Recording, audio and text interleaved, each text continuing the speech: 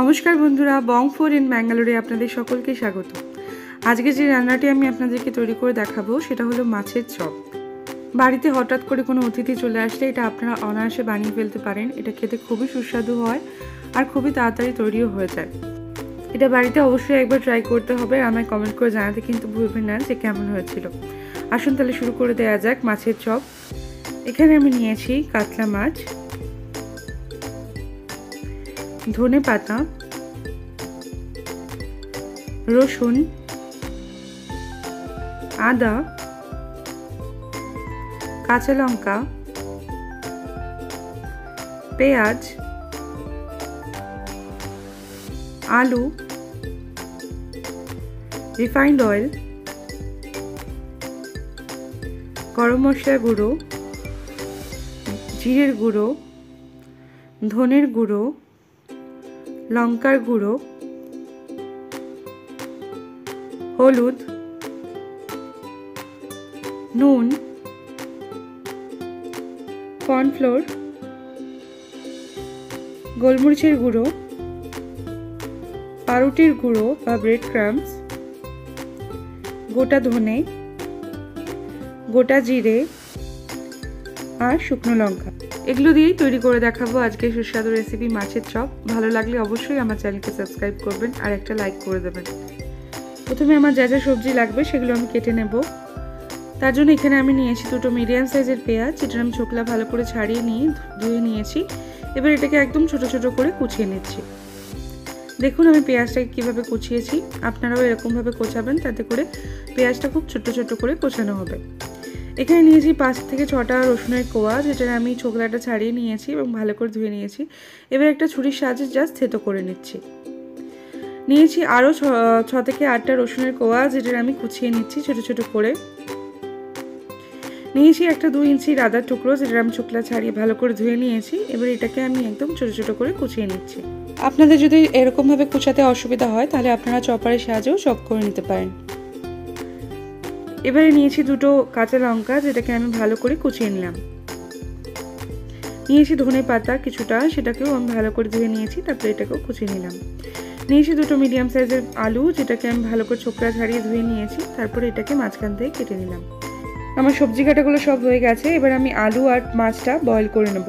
তার জন্য একটা প্রেসার কুকারের মধ্যে দিয়ে দিলাম কেটে রাখা আলুটা, তার মধ্যে দিয়ে দিলাম 1 কাপ মতো জল, দিয়ে এর মধ্যে দিয়ে দিলাম নুন, তারপরে এটাকে ঢাকা দিয়ে আমি 2টো হুইসেল দিয়ে নেব।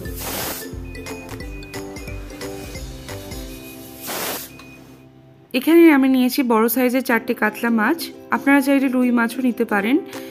এবারে আমি একটা প্যানের মধ্যে দিয়ে দিলাম 2 কাপ জল, তার মধ্যে দিয়ে দিলাম নুন, এর মধ্যে দিয়ে দিচ্ছি ওই থেতো করে রাখা রসুনের কোয়াগুলোকে, তারপরে এটাকে খুব ভালো করে নাড়িয়ে নিলাম। তার মধ্যে এবারে জলটা যখন খুব ভালো করে ফুটে উঠবে তখন আমি এর মধ্যে দিয়ে দেবো মাছের পিসগুলোকে। এবার এটাকে 7 থেকে 10 মিনিটের জন্য মিডিয়াম হিটে আমি রেখে দেবো, যতক্ষণ না মাছটা খুব ভালো করে সেদ্ধ হয়ে যাচ্ছে। মাছটা যতক্ষণ সেদ্ধ হচ্ছে তার ফাঁকে আমি একটা মশলা বানিয়ে নেব। তার জন্য একটা প্যানের মধ্যে দিয়ে দিলাম 2টো শুকনো লঙ্কাকে ছিঁড়ে নিয়ে, দিয়ে দিলাম 1 চামচ গোটা জিরে, 1 চামচ গোটা ধনে। এবার এটাকে 1 মিনিটের জন্য আমি ড্রাই রোস্ট করে নেব। এবার এটা গরম থাকা অবস্থাতেই আমি একটা হামানদিস্তার মধ্যে এটাকে নিয়ে নেব। তারপরে এটাকে আমি একটা গুঁড়ো করে নেব। খুব বেশি মিহি করে গুঁড়ো করার দরকার নেই, একটু দানা দানা থাকবে, এরকম অবস্থাতেই গুঁড়োটা করতে হবে। আপনারা চাইলে মিক্সার গ্রাইন্ডারও করতে পারেন, তবে এতে টেস্টটা আরও বেশি ভালো হয়। এবারে দেখুন মাছটা আমার সেদ্ধ হয়ে এসেছে। আমি একটুখানি উল্টে পাল্টে দিচ্ছি মাছটাকে, যাতে দুদিকটাই খুব ভালো করে সেদ্ধ হয়। দেখুন মাছগুলো খুব ভালো করে সেদ্ধ হয়ে গেছে। এবার এটাকে আমি নামিয়ে নিচ্ছি প্লেটের মধ্যে।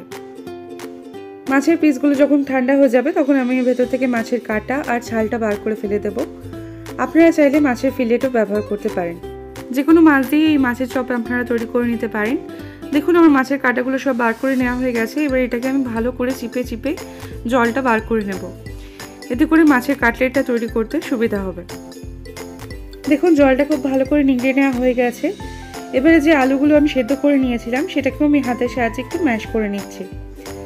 এখানে কিন্তু আলুটা একটু কম সেদ্ধই ব্যবহার করবেন। আলুটাও খুব ভালো করে ম্যাশ করা হয়ে গেল। এবারে আমি মাছের চপগুলোকে তৈরি করে নেব। প্রথমে একটা কড়াইতে আমি দিয়ে দিলাম বড় চামচে 3 চামচ রিফাইন্ড অয়েল। তেলটাকে খুব ভালো করে গরম করে নিচ্ছি। এবার এর মধ্যে দিয়ে দিলাম রসুন কুচি আর আদা আর কাঁচা লঙ্কা কুচি। তারপরে এটাকে আমি একটু 1 মিনিটের জন্য নেড়ে চেড়ে ভেজে নেব। গ্যাসের ফ্লেমটাকে কিন্তু অবশ্যই মিডিয়াম ফ্লেমে রাখবেন। এবারে এটার মধ্যে দিয়ে দিলাম কুচিয়ে রাখা পেঁয়াজ। পেঁয়াজটা দিয়েও আমি 2-3 মিনিটের জন্য মিডিয়াম হিটে একটু ভেজে নেব লাল লাল করে। তার মধ্যে আমি দিয়ে দেবো সেদ্ধ করে যে জল ঝটিয়ে রাখা মাছটা, সেটা আমি এর মধ্যে দিয়ে দিলাম। দিয়ে এটাকেও 2-3 মিনিটের জন্য আমি একটু মিডিয়াম হিটে নেড়ে নেব। এতে করে মাছের ভেতরে রসুন, আদা, কাঁচা লঙ্কা আর পেঁয়াজের গন্ধটা খুব ভালো করে ঢুকে যাবে। মাছটা একটু ভাজা ভাজা হয়ে গেলে এর মধ্যে দিয়ে দিলাম 1 চামচ ধনের গুঁড়ো, 1 চামচ জিরের গুঁড়ো, 1/2 চামচ হলুদ গুঁড়ো, 1 চামচ লঙ্কার গুঁড়ো, দিলাম 1/2 চামচ গরম মশলা গুঁড়ো, আর যে রোস্টেড মশলাটা আমি বানিয়েছিলাম সেটাও দিয়ে দিলাম 1 চামচ। এবারে এগুলো সবকে ভালো করে মিশিয়ে নেব আর একটু কুক করতে থাকবো যতক্ষণ না মশলার কাঁচা গন্ধটা চলে যাচ্ছে। তারপরে এর মধ্যে দিয়ে দিলাম আমি যে ম্যাশ করে রাখা আলুটা ছিল সেটাও এর মধ্যে দিয়ে দিলাম। দিয়ে এটাকে খুব ভালো করে মিশিয়ে নিচ্ছি। এভাবে নাড়িয়ে চাড়িয়ে আরও 6 থেকে 8 মিনিটের জন্য আমি মাছের পুরটাকে ভালো করে কষিয়ে নেব। এর মধ্যে দিয়ে দিলাম ধনে পাতা কুচি, এটা দিয়েও খুব ভালো করে মিশিয়ে নেব। এবারে এর মধ্যে দিয়ে দিচ্ছি স্বাদ মতো নুন। আমি যেহেতু মাছটাকেও নুন দিয়ে সেদ্ধ করেছি এবং আলুটাও নুন দিয়ে সেদ্ধ করেছি, সেক্ষেত্রে নুনটা একটু বুঝিয়ে দিতে হবে। আমি এখানে নুনটা টেস্ট করে দেখেছি, আমার নুনটা একটু কম লাগছে, সেই জন্য আমি একটু নুন দিয়ে দিলাম। এবারে এটাকে আমি ভালো করে কষানো হয়ে গেছে, এটাকে আমি নামিয়ে নিয়েছি একটা প্লেটের মধ্যে। এবারে আমি কোটিংটা তৈরি করে নেব। তার জন্য আমি একটা মিক্সিং বোলে নিয়ে নিলাম 1/2 কাপ কর্নফ্লোর। এটার মধ্যে দিয়ে দিলাম 1/4 টিস্পুন গোলমরিচের গুঁড়ো আর দিয়ে দিলাম একটু নুন। দিয়ে এটা আমি একটু জল দিয়ে ভালো করে একটা ব্যাটার তৈরি করে নিচ্ছি। খুব বেশি মোটা করে ব্যাটার তৈরি করার দরকার নেই, একদম পাতলা করে একটা ব্যাটার তৈরি করলেই চলবে। এবারে একটা প্লেটের মধ্যে আমি দিয়ে দিলাম পাউরুটির গুঁড়ো বা ব্রেড ক্রাম্বস, সেটাকে আমি ভালো করে ছড়িয়ে নিচ্ছি। এবারে কিছুটা আমি মিশ্রণ নিয়ে নিলাম, তারপরে এটাকে আমি একদম গোল করে নিচ্ছি।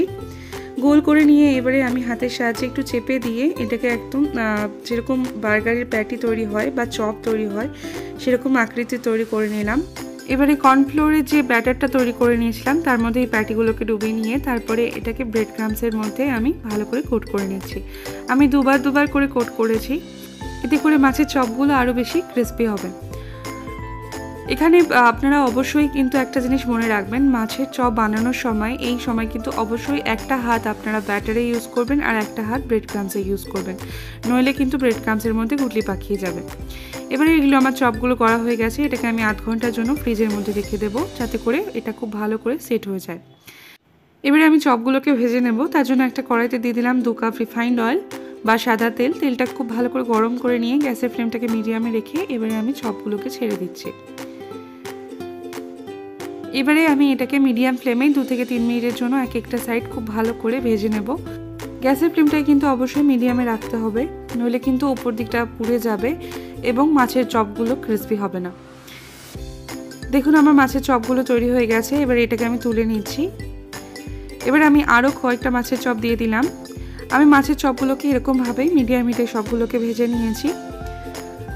আর মাছের চপগুলো যখন আমার খুব ভালো করে লাল করে ভাজা হয়ে গেছে, এগুলোকে আমি একটা টিস্যু পেপারের মধ্যে বা কিচেন টাওয়েলের মধ্যে দিয়ে দিয়েছি, যাতে করে যেটা এক্সেস অয়েল আছে সেটা সোক করে নেয়। মাছের চপগুলো আমার তৈরি হয়ে গেছে, এটাকে আমি টমেটো সস আর একটু স্যালাড আর উপর দিয়ে বিট নুন ছড়িয়ে দিয়ে সার্ভ করে দিয়েছি। কোনো এক সন্ধ্যায় বানিয়ে ফেলুন এই গরম গরম মাছের চপ। ভালো লাগলে আমাকে অবশ্যই কমেন্ট করে জানাবেন আর অবশ্যই আমার চ্যানেলকে সাবস্ক্রাইব করবেন আর পাশে রাখা বেল আইকনটা টিপে দেবেন। সবাই খুব ভালো থাকবেন আর পাশে থাকবেন। Thank you.